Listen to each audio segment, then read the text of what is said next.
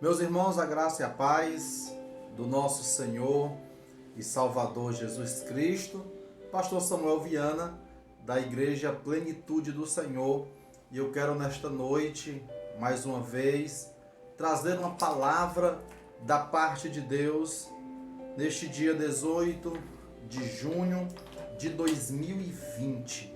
Nesta noite eu quero fazer uma leitura que se encontra no Evangelho de João, capítulo 14, versículo 1 diz: não se turbe o vosso coração, credes em Deus, crede também em mim.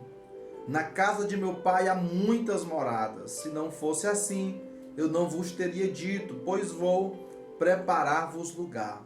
E se eu for e vos preparar lugar, virei outra vez e vos levarei para mim mesmo, para que onde eu estiver estejam vós também. Mesmo vós sabeis para onde vou e conheceis o caminho.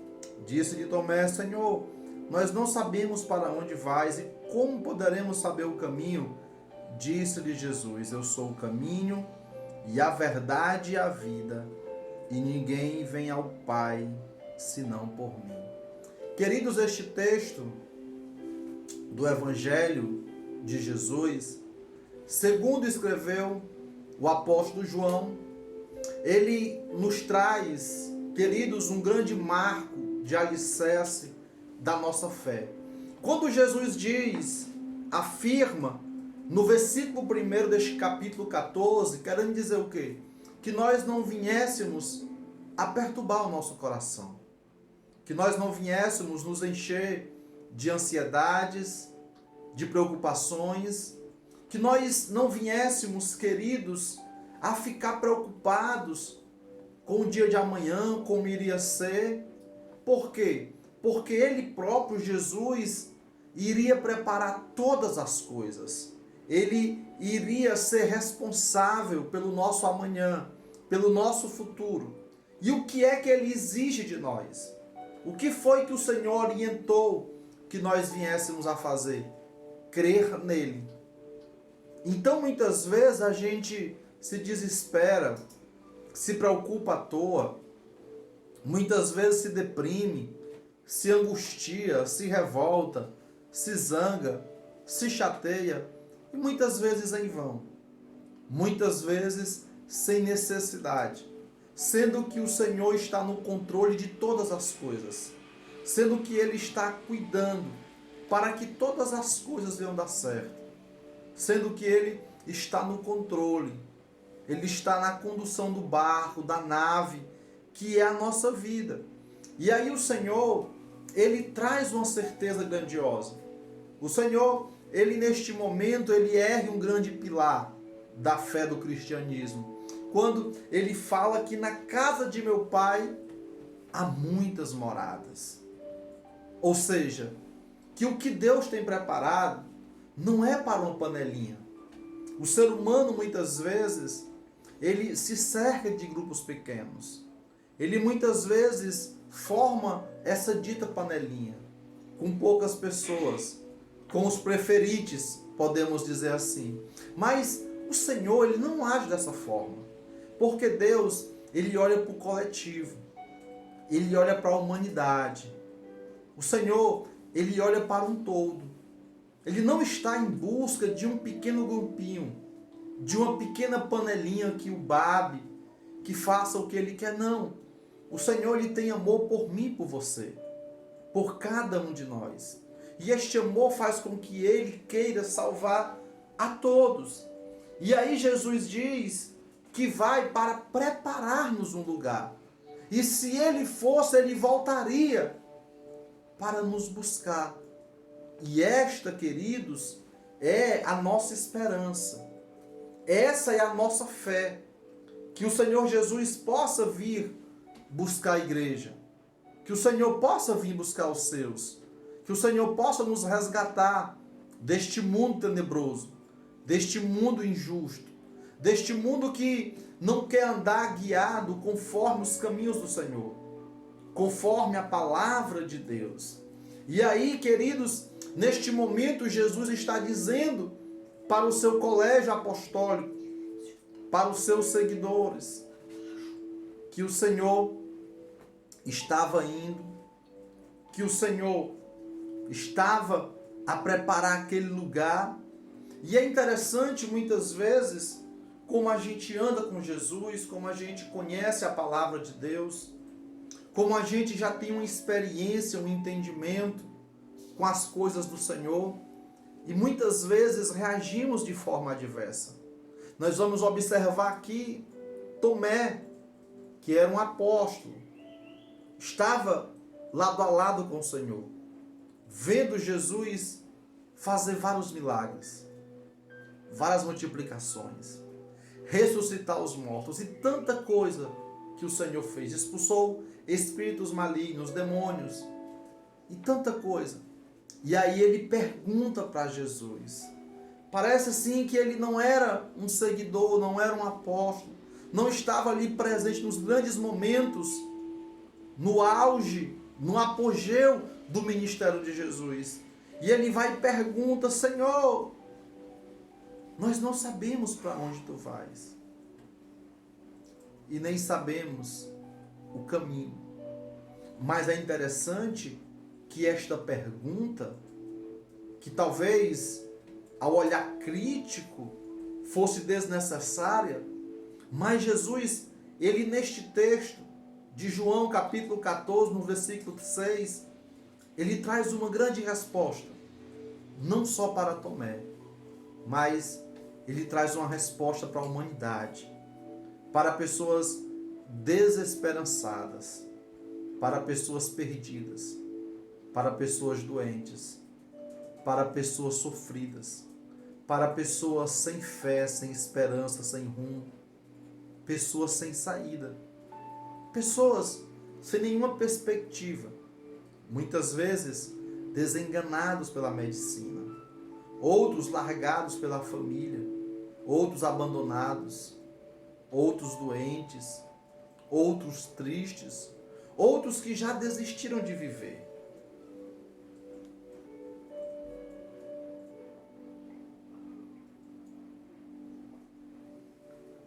E aí, queridos, Jesus traz essa resposta no versículo 6, não só para Tomé, mas para você que neste momento me escuta, para a humanidade inteira. O Senhor diz: eu sou o caminho. Que caminho é este? Existem vários caminhos, mas neste momento o Senhor diz: eu sou o caminho. Que caminho? O único caminho que leva o homem a Deus. O único caminho capaz de proporcionar ao ser humano uma felicidade total. Que caminho é este? O caminho que leva o homem à paz verdadeira. Que caminho é este? O caminho que leva o homem a uma trajetória abençoada, feliz. Que caminho é ele? É esse. É o caminho que o ser humano ele trilha durante a sua vida inteira. Muitas vezes ele acha que o dinheiro vai ser o caminho que vai trazer a sua felicidade. E ele luta, batalha, se esforça. Muitas vezes quando ele consegue, ele já está no fim da vida. E aquele dinheiro não trouxe a felicidade que ele achava que traria. Muitas vezes outros acham que o caminho da felicidade é a fama. E fazem de tudo para terem a fama, para terem o sucesso, para terem o poder, o glamour. Mas quando trilham todo este caminho e alcançam, percebe que ainda falta alguma coisa. Este algo que falta, queridos, é Jesus. Porque Jesus é sim o caminho verdadeiro. O caminho da felicidade, da paz, da alegria, do contentamento. Jesus é o caminho, querido, que ninguém mais ou nenhuma outra pessoa pode proporcionar. E aí o Senhor continua dizendo: eu não sou só o caminho, eu sou a verdade. Por que o Senhor afirmou neste texto que além de ser o caminho que conduz o homem a Deus, que tem a capacidade de levar o homem à salvação, à vida eterna, à felicidade total, ele agora diz que é a verdade. Só que Jesus não está dizendo que é uma verdade qualquer. Ele está dizendo que ele é a única verdade. Ele está dizendo neste texto que não há engano nas suas palavras. Ele está afirmando categoricamente, queridos, que ele é a verdade absoluta. Ou seja, que as suas palavras vão se cumprir. É por isso que em outro texto bíblico vai dizer que os céus e a terra passarão, mas as palavras do Senhor não hão de passar. Por quê? Porque ele é a verdade. Porque ele é a luz que clareia a escuridão. Porque ele é a cura para toda e qualquer doença. Porque ele é a alegria para toda e qualquer tristeza. É por isso que ele, neste texto, se afirma que ele é o caminho e ele é a verdade. Ou seja, que acima dele não há mais ninguém. Que não há o que contestar com as suas palavras. Porque ele tem a verdade verdadeira.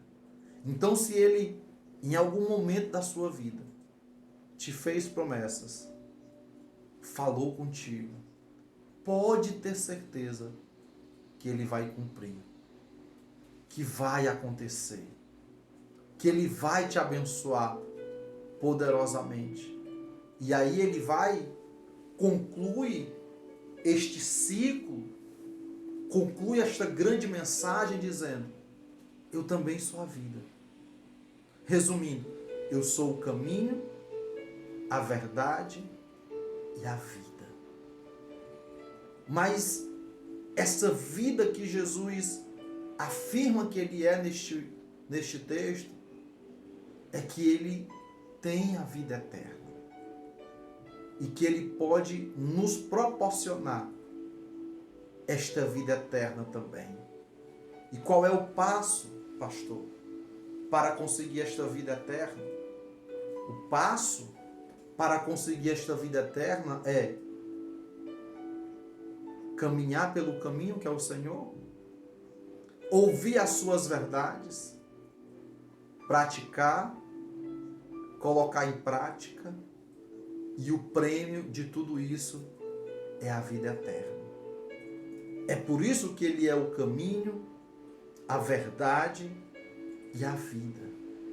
E é interessante, queridos, mais na frente, neste texto, quando Jesus, ali conversando com os seus discípulos, que ele pergunta se eles creem que ele está no Pai, nem que fosse pelas obras que ele realizava, porque infelizmente o ser humano muitas vezes é incrédulo.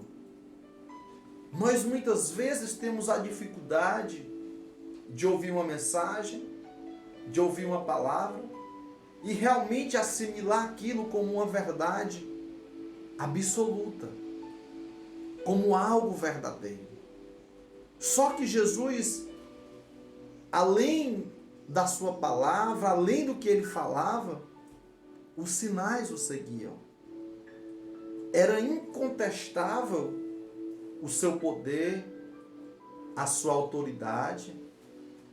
Era algo que ninguém tinha como desmentir, como anular,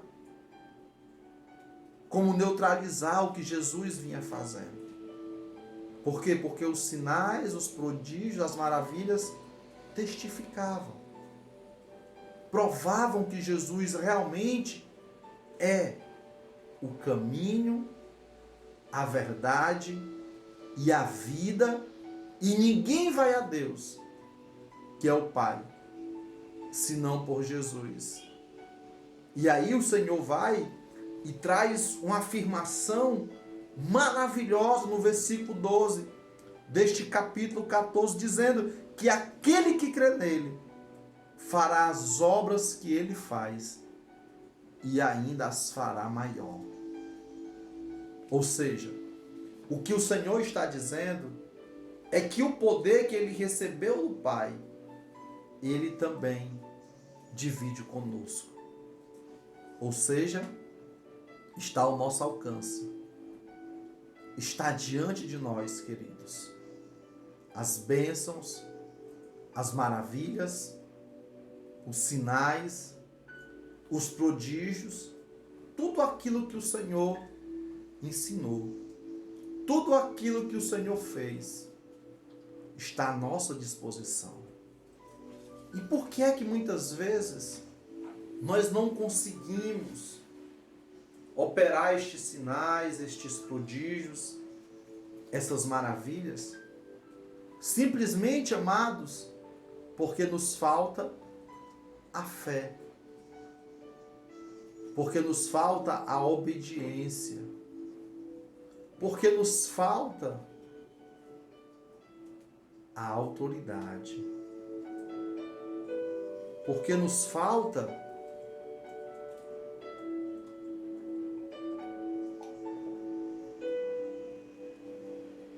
andar nesse caminho que é Cristo, porque nos falta a obediência, a fé, porque nos falta a consagração, porque nos falta o jejum. Nós vamos observar que Jesus jejuava. Nós vamos observar que Jesus, apesar de ser o Filho de Deus, nós vamos perceber que o Senhor andava em constante oração. Nós vamos observar em vários momentos da Bíblia Sagrada, Jesus se reservando, Jesus levando os seus apóstolos a vários locais, e ali ele ficava à parte para falar com o Pai. É interessante observar que até em um dos momentos mais cruciais do ministério de Jesus, lá no Getsêmani, quando a tristeza, a dor se apodera de Jesus com a proximidade da sua crucificação, e diz a Bíblia que o Senhor começa ali a chorar lágrimas de sangue.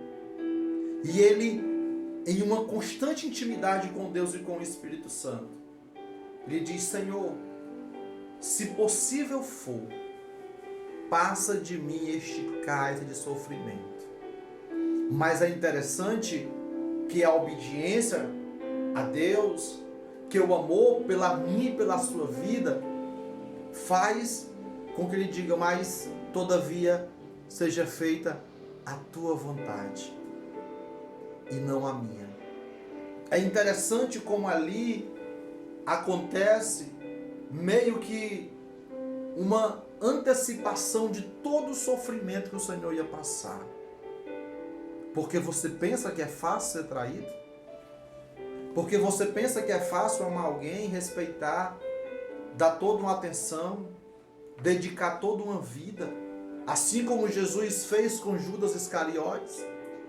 E aí este mesmo Judas chega, traz Jesus, ainda faz com um beijo, lhe vendendo por míseras 30 moedas de prata. O Senhor, ele já estava ali, queridos, imaginando todo o sofrimento que ia ser, de ver aquelas pessoas que assistiram seus milagres, que assistiram, queridos, as pessoas sendo abençoadas, as multidões sendo alimentadas pelas multiplicações que o Senhor operava. E agora, todo aquele povo gritando: crucificam. Quando é perguntado se soltam Jesus ou Barrabás, aquela multidão grita: Barrabás. Você pensa que é fácil, queridos, receber o desprezo, receber o abandono? Você pensa que é fácil ser trocado por um meliante. Então todas estas dores o Senhor sentiu.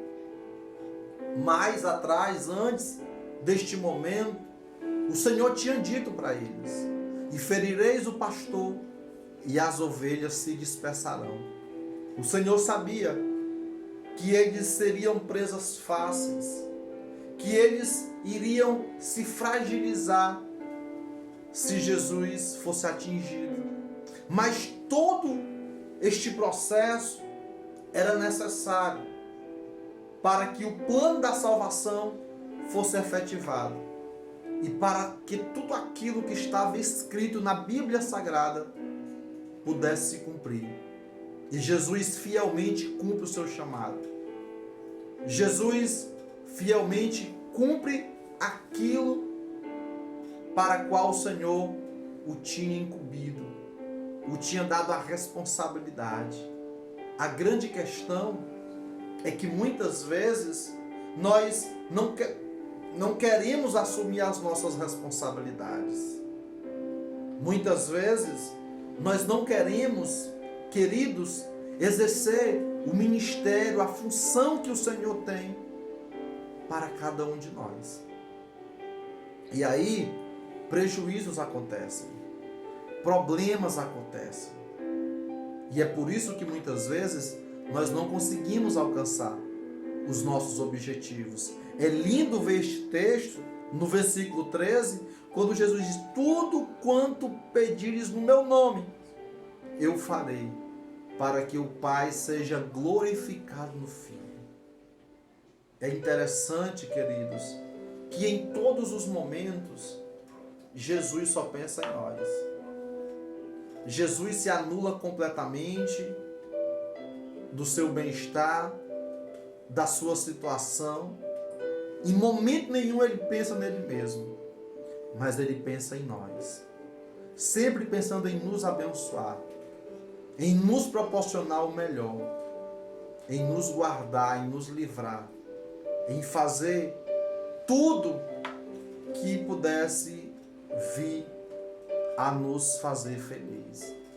E aí mais na frente, o que é que ele diz?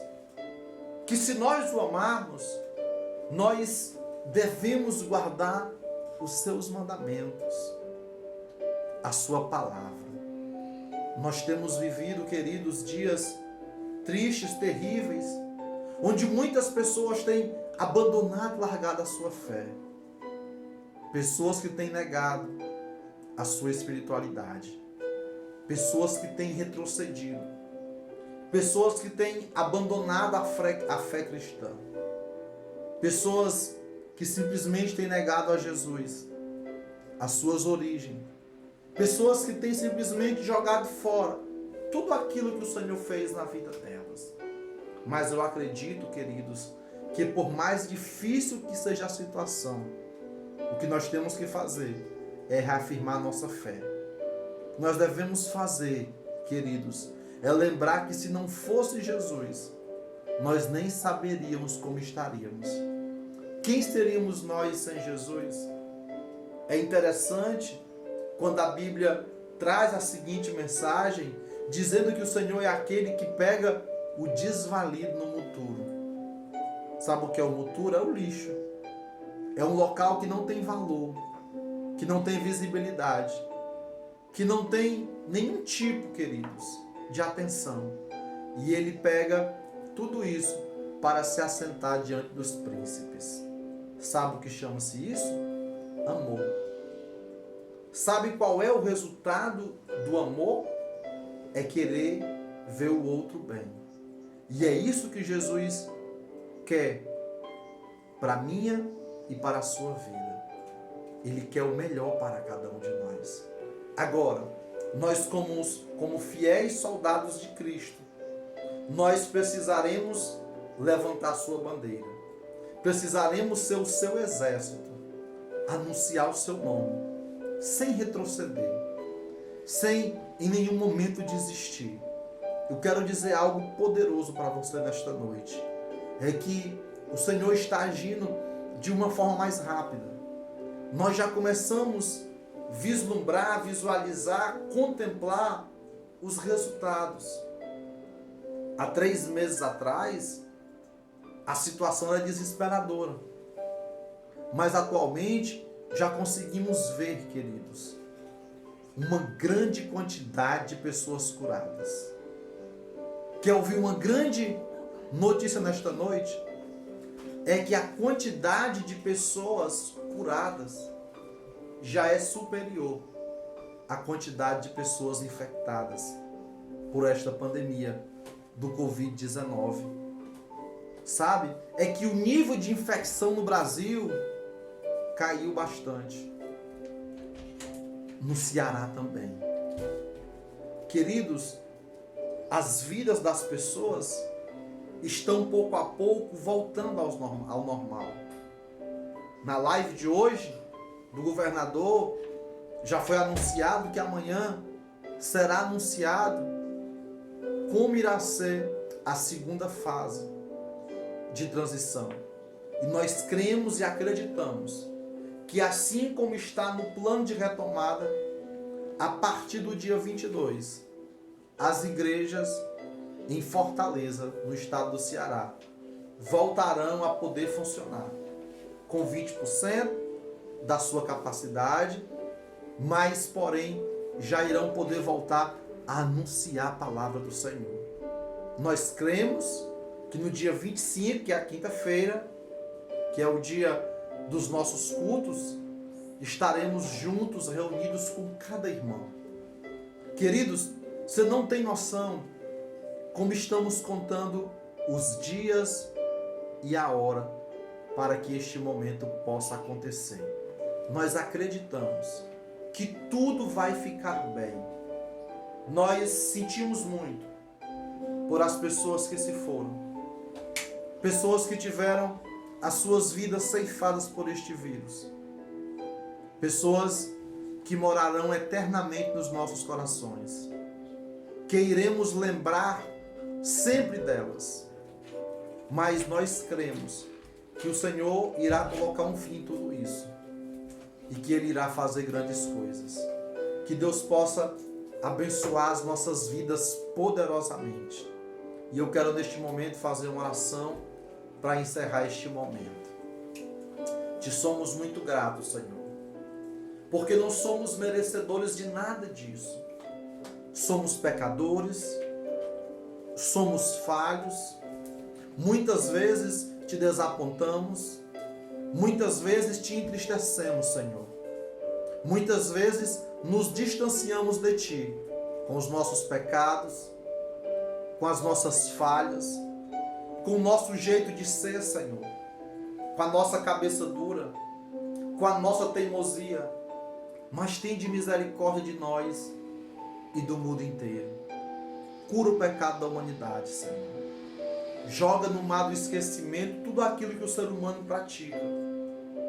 Muitas vezes atos e atitudes que ferem a tua santidade, que vão contra os teus princípios e o teu caráter. Mas renova esta humanidade, Senhor. Coloca um espírito de arrependimento. Te revela a cada ser humano, para que ele possa, Senhor, ouvir a tua voz, para que ele possa entender o ser lindo e maravilhoso que o Senhor é, que só quer o bem para a humanidade. Nós te entregamos esta nação, este planeta, Senhor, nas tuas mãos. Que a tua graça salvadora possa alcançar muitas vidas. Que o teu Espírito Santo possa consolar muitos corações. E que tu possas curar, Senhor, de toda e qualquer doença, de toda e qualquer enfermidade. Nós sabemos que o desemprego, Senhor, atingiu o Brasil, atingiu o mundo inteiro. E nós queremos te pedir uma recuperação também rápida para a economia, para a vida financeira de cada um. Que nenhuma família venha passar necessidade. Que todos possam ter o alimento na sua mesa. Que todos possam ter condições de pagar suas contas, de honrar os seus compromissos, de sustentar e manter as suas famílias. Ó Senhor, toma as autoridades nas tuas mãos. Toma toda e qualquer pessoa que exerce, Senhor, um cargo de liderança, de chefia. Todo aquele, Senhor, que colabora, que contribui para o desenvolvimento deste planeta.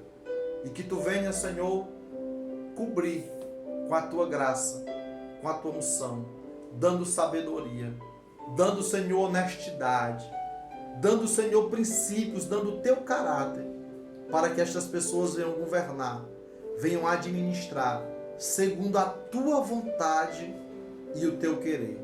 Nos dá um final de semana, Senhor, maravilhoso, extraordinário, e que a graça do nosso Senhor e Salvador Jesus Cristo, que o grande amor de Deus nosso Pai, e que a comunhão e as consolações do Espírito de Deus permaneçam sobre todos. Amém. Que Deus abençoe e em nome de Jesus, breve nós estaremos juntos para a honra e glória do Senhor.